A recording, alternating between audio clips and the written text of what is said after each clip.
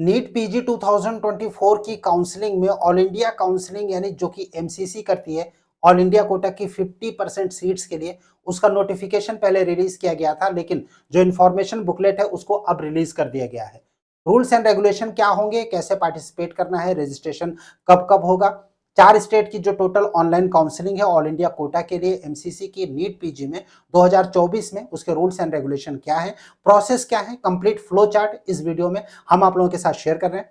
आप Medica wing के साथ बने रहिए। चैनल पहली बार विजिट कर रहे हैं तो इसको सब्सक्राइब जरूर कीजिएगा ताकि फ्यूचर के अपडेट्स आपको नॉन स्टॉप लगातार मिलते रहे। गाइस, हम लोग बात कर रहे हैं नीट पीजी 2024 की काउंसलिंग का, और यहां पर जो फ्लो चार्ट है यानी काउंसलिंग का जो प्रोसेस है ऑनलाइन होगा, तो वो प्रोसेस कैसे होगा, राउंड 1, राउंड 2, उसके बाद मॉपअप यानी थर्ड राउंड, और उसके बाद स्टे वैकेंसी राउंड। इस राउंड में कौन से कैंडिडेट एलिजिबल होंगे, रजिस्ट्रेशन की अपॉर्चुनिटी कब कब मिलेगी, चॉइस फिलिंग कैसे होगी, और जो फ्री एग्जिट है वो कब होगा, अपग्रेडेशन कब तक अलाउड होगा, वो कंप्लीट डिटेल हम इस फ्लो चार्ट के जरिए आप लोगों से डिस्कस करेंगे इस छोटे से वीडियो में। बात हो रही है NEET UG NEET PG counselling 2024 की, और जो उसका इंफॉर्मेशन बुकलेट है जिसका की वेट हम लोग कर रहे थे, आप सभी लोग एमसीसी के इस इंफॉर्मेशन बुकलेट को वेट कर रहे थे, इसको रिलीज कर दिया गया है। इंफॉर्मेशन बुकलेट एमसीसी की ऑफिशियल वेबसाइट पर अवेलेबल है, और इसमें सबसे पहले यही बताया गया है कि जो काउंसलिंग का फ्लो चार्ट है वो कैसा होगा। पूरा फ्लो चार्ट समझ लीजिए कि कब एग्जिट कर सकते हैं, कब एग्जिट नहीं कर सकते हैं।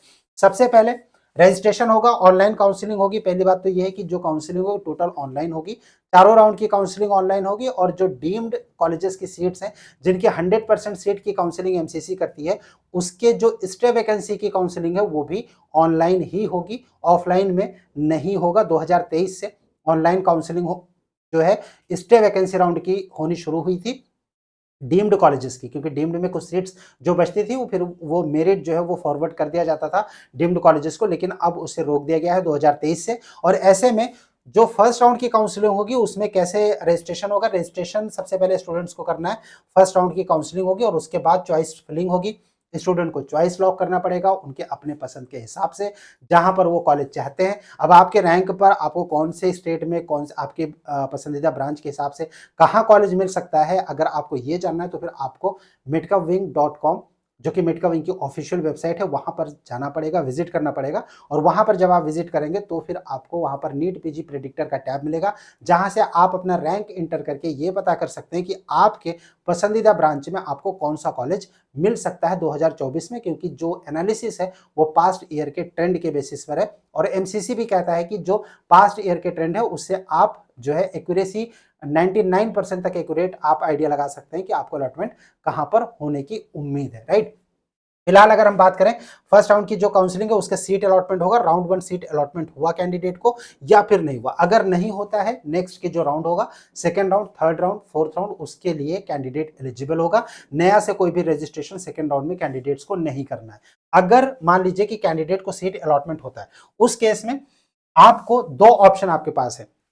आप या तो कॉलेज में रिपोर्टिंग कीजिए, वहां पर जाके सारी फॉर्मेलिटीज कीजिए, डॉक्यूमेंट सबमिट कीजिए, और या फिर आप फ्री एग्जिट लेना चाहते हैं, यानी वो कॉलेज आपको पसंद नहीं और आप उसे छोड़ना चाहते हैं, तो फिर आप उसे एग्जिट कर सकते हैं। आपकी जो सिक्योरिटी है वो फोरफिट नहीं होगी, फ्री एग्जिट है। सेकेंड राउंड में आपको कोई भी सिक्योरिटी पेमेंट नहीं करना पड़ेगा, आप नॉर्मली अप्लाई कर सकते हैं। आपको सिर्फ चॉइस फिलिंग करना है सेकेंड राउंड में, आपको नया रजिस्ट्रेशन नहीं करना है। लेकिन अगर आप कॉलेज को ज्वाइन करते हैं और उसके बाद आप चाहते हैं कि हम कॉलेज की सीट को होल्ड करें और उसके बाद अपग्रेडेशन के लिए अप्लाई करें, तो आप वो भी कर सकते हैं। फर्स्ट राउंड में आपको कॉलेज मिला, उसके बाद आप कॉलेज में अपग्रेडेशन के लिए यस करेंगे, कॉलेज में आप बताएंगे विलिंगनेस आपकी कि आप सेकेंड राउंड में अपग्रेड करना चाहते हैं। ऐसे केस में कॉलेज में जब रिपोर्टिंग करने के बाद आपकी सीट आपके पास बनी रहेगी। सेकेंड राउंड में अगर कॉलेज आपका अपग्रेड होता है, दूसरा मिलता है, तो फिर ये कॉलेज ऑटोमेटिकली छूट जाएगा। अगर नहीं मिलता है उस केस में ये कॉलेज आपके हाथ में बना रहेगा, राइट। सेकेंड राउंड की जो काउंसलिंग होगी उसमें नया रजिस्ट्रेशन होगा, और रजिस्ट्रेशन के बाद अच्छा, फर्स्ट राउंड में आप अगर अपग्रेडेशन के लिए करते हैं तो सेकंड राउंड में आपका अपग्रेड होगा। अगर आप नो करते हैं कि हमें अपग्रेडेशन नहीं चाहिए, हमारा जिस कॉलेज में अलॉटमेंट हुआ है हम इसी से सेटिस्फाइड है, तो फिर आपको नो करना है और उसके बाद आपकी काउंसलिंग वहीं पर खत्म हो जाती है। आप नेक्स्ट राउंड में पार्टिसिपेट नहीं कर पाएंगे अगर आपने फर्स्ट राउंड में एडमिशन ले लिया और विलिंगनेस जो है अपग्रेडेशन के लिए नो कर रखा है उस केस में, राइट। अब हम बात करते हैं सेकेंड राउंड की। सेकेंड राउंड में फ्रेश रजिस्ट्रेशन होगा ऐसे कैंडिडेट्स के लिए जिन्होंने पहले रजिस्ट्रेशन नहीं किया है। जिन्होंने पहले रजिस्ट्रेशन किया था उनको अलॉटमेंट हुआ हो, चाहे ना हुआ हो, उनको दोबारा से रजिस्ट्रेशन करने की जरूरत नहीं है, राइट। और ऐसे केस में जो सेकेंड राउंड की काउंसलिंग होगी उसमें फ्रेश चॉइस फिलिंग होगी। पहले से जो चॉइस फिल की गई थी राउंड 1 में वो नल एंड वाइड हो जाएगी, राइट। और जो नया फ्रेश चॉइस आप भरेंगे उसी के बेसिस पर अलॉटमेंट कैंडिडेट्स को किया जाएगा। सेकेंड राउंड की काउंसलिंग में दो ऑप्शन, या तो सीट आपको कॉलेज मिलता है या फिर नहीं मिलता है। नहीं मिलता है, आप थर्ड राउंड में फिर से आप अप्लाई कर सकते हैं, कोई भी सिक्योरिटी मनी आपको नहीं देनी। लेकिन अगर आपको कॉलेज मिलता है तो दो कंडीशन होगी उसमें, या तो कॉलेज अपग्रेड होके हुआ मिला होगा या फिर नया मिला होगा। दोनों ही केसेस में जो कॉलेज मिलेगा आपको उसी पर एडमिशन लेना पड़ेगा। यानी जो न्यू अलॉटमेंट हुआ है उनको तो पहले अलॉटमेंट ही नहीं हुआ था, नया अलॉटमेंट हुआ तो जाहिर सी बात है कि वो उसमें एडमिशन लेना पड़ेगा। अगर नहीं लेते हैं तो सिक्योरिटी मनी उनकी फोरफिट हो जाएगी, लेकिन थर्ड राउंड में फिर से पार्टिसिपेट कर सकते हैं, उनको थर्ड राउंड में फिर से सिक्योरिटी मनी पे करनी पड़ेगी। सेकेंड राउंड में अगर आपका कॉलेज अपग्रेड हुआ है तो उस केस में आपको सेकेंड राउंड में अपग्रेडेड कॉलेज में ही एडमिशन लेना है।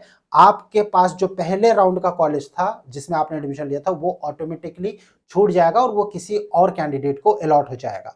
सेकेंड राउंड में अपग्रेड हुआ, पहले आपका एडमिशन हुआ था, सेकंड में अपग्रेड हुआ, लेकिन अब आप एडमिशन नहीं लेना चाहते तो उस केस में आप चाहें तो एडमिशन ना लें। सेकंड राउंड के नए एडमिटेड कॉलेज, नए अलॉटेड कॉलेज में आपकी सिक्योरिटी मनी फोरफिट हो जाएगी। थर्ड राउंड में आप फिर से सिक्योरिटी मनी देके पार्टिसिपेट कर सकते हैं, लेकिन अपग्रेडेशन थर्ड में भी अलाउड है।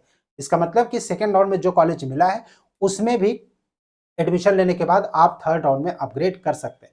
एक नॉर्मल सा क्वेश्चन आता है कि फर्स्ट राउंड में हमें कॉलेज मिला, हमने अपग्रेडेशन के लिए यस किया हुआ है और सेकंड राउंड में हमारा अपग्रेडेशन नहीं हुआ, तो ऐसे केस में क्या थर्ड राउंड के लिए हम एलिजिबल होंगे? एग्जैक्टली आप एलिजिबल होंगे। थर्ड राउंड में आपको अपग्रेडेशन के लिए पिछले कॉलेज में यानी राउंड 1 में जहां पर मिला था वहां पर आपको जाने की जरूरत नहीं है, आप ऑटोमेटिकली एलिजिबल हो जाते हैं थर्ड राउंड में। थर्ड राउंड में आपको सिर्फ चॉइस फिलिंग करनी है और उसमें अपने कॉलेजेस को लॉक करना है।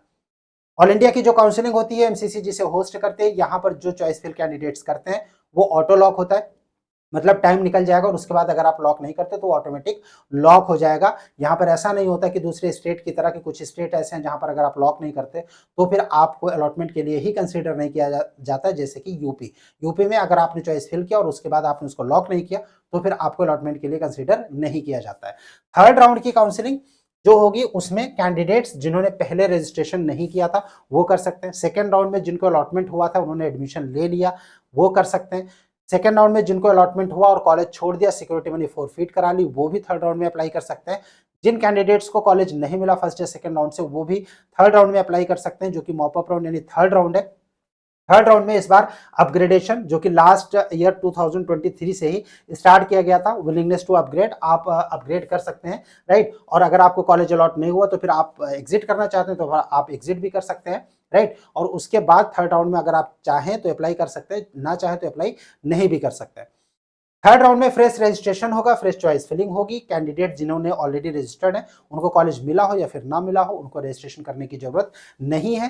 थर्ड राउंड में ऐसे कैंडिडेट जिन्होंने पहले रजिस्ट्रेशन नहीं किया, राइट, या फिर जिन्होंने सिक्योरिटी मनी फोरफिट करा के एग्जिट कर गए, राइट, उनको भी रजिस्ट्रेशन नहीं किया है। जिन लोगों ने रजिस्ट्रेशन नहीं किया है उनको यहाँ पर रजिस्ट्रेशन करना पड़ेगा थर्ड राउंड में, यानी फ्रेश न्यू कैंडिडेट्स के लिए रजिस्ट्रेशन होगा।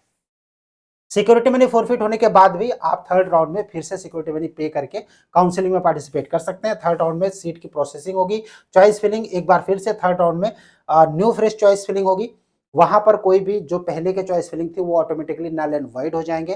थर्ड राउंड में जब आप चॉइस फिलिंग करेंगे तो उसके बाद आपके सामने कंडीशन होगी कि सीट अलॉट हुआ या फिर नहीं हुआ। अब अगर सीट नहीं अलॉट हुआ, आप कोई बात नहीं, आप फोर्थ राउंड में जा सकते हैं, कोई भी रजिस्ट्रेशन करने की जरूरत नहीं है।